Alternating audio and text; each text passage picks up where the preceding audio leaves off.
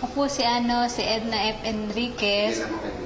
Oh, ito naman po ang anak ko si Gerald F. Enriquez. Ang pangalan po ng mister ko ay si Joel F. Enriquez. Kami po ay nakatira dito sa BM San Pedro. Before na hindi pa po siya nag-take ng complete, ang sakit niya po ay asthmatic siya, tonsillitis. Talagang monthly po, sinusumpong siya nito. Pag talagang sobrang atake ng asthma niya, magamit po kami ng nebulizer. Kasi dumadayon siya na hirap siya talaga. Nung tinake niya to, talagang may pagbabago po. Minsan na lang siya inatake, tapos after that, wala. Ang bagong taon, siyempre ang pinaka-numero 1 bawal dyan, yung mga paputok, yung usok. Ay naku, talagang napagod akong kakasaway sa kanya. Sabi nga ng kapatid ko, ay naku, irami mo na yung nebulizer mo, mamaya sumpungin na yan ng asma niya. Dahil umiikot siya sa mga usok, sa mga paputok, hindi siya mapigilan kasi nga bata eh. Pero sa awa po ng Diyos, hindi siya sinumpong. Ayun po, pinapayo po sa kanila, subukan nila incomplete dahil po kami, nasubukan namin, talagang naano ko na hindi na siya sinumpong ng ano niya, ng asthma niya. Tsaka tonsillitis. Magaling po talagang malaking kaginawahan, bukod sa pakiramdam niya, pati mga pinansyal. Kasi, siyempre, pag nagkakasakit siya, kasama na rin niya ang pinansyal doon.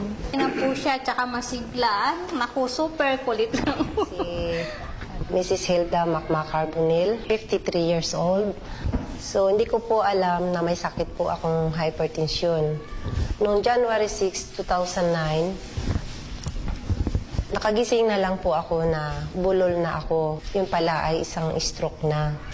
So, sumuod kami kaagad ng provincial hospital at papalit-palit ang gamot sa akin hanggang sa gabi, nawala na ako ng malay.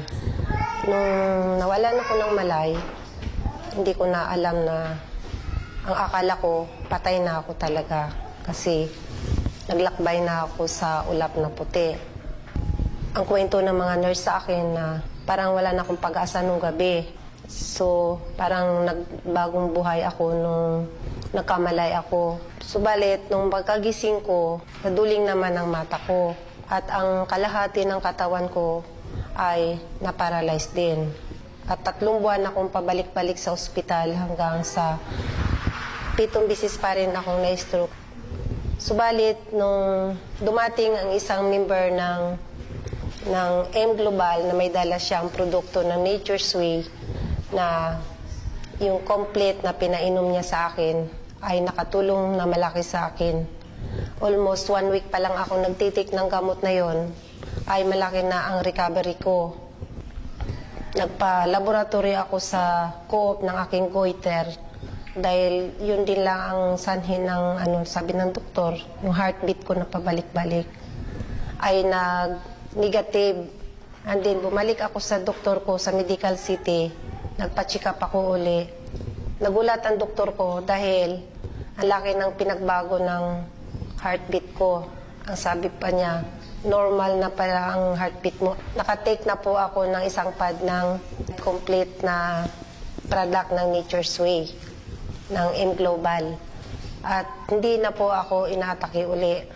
At maraming salamat sa Nature's Way product ng M Global na nakatulong. At sana Si Girlie Antipala, isang complete user since 2008. Ako po ay may karamdaman, cyst sa aking ovary po.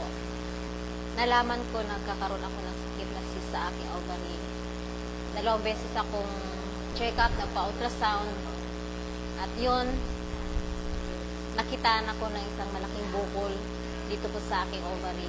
Ang nararamdaman ko po noon, sobrang sakit, kirot, hindi ako makapagsuot ng pantalon, hindi ako makaupo ng maayos, kasi nasasaktan ako.